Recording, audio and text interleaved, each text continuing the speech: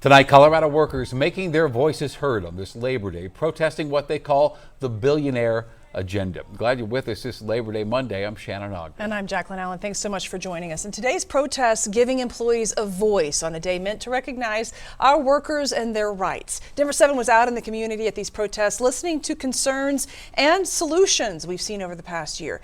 We heard from Jennifer Bradley, a local organizer for Colorado 5051, who created a platform for workers to share their stories, like Alex and Jerry, who were marching for their rights and the rights of workers across the state today. And we'll also hear from Sharon Pettiford, president of the Colorado Coalition of Black Trade Unionists, who say it's time for workers to unite, and Nicole Spear, a Boulder City Council member who shares the successes and challenges that unions in her city have faced. And we're going to start tonight with the marches. Denver 7's Danielle Kreuter at the Capitol, where protesters have spent a big part of this day pushing for solutions. Danielle. Yeah, things are quiet right now at the state capitol, but we do want to show you some video from earlier this afternoon when hundreds of people filled the lawn leading up to the Capitol, using their Labor Day holiday, a day off work, to make sure their voices were heard. The organizers of the event is the same organization behind those large No King's Day events that happen across the country back in June. That's 5051. Two different marches happened throughout downtown. Organizers say the main message today was to share the importance of supporting unions and worker rights and criticize the Trump administration for its affiliations with billionaires.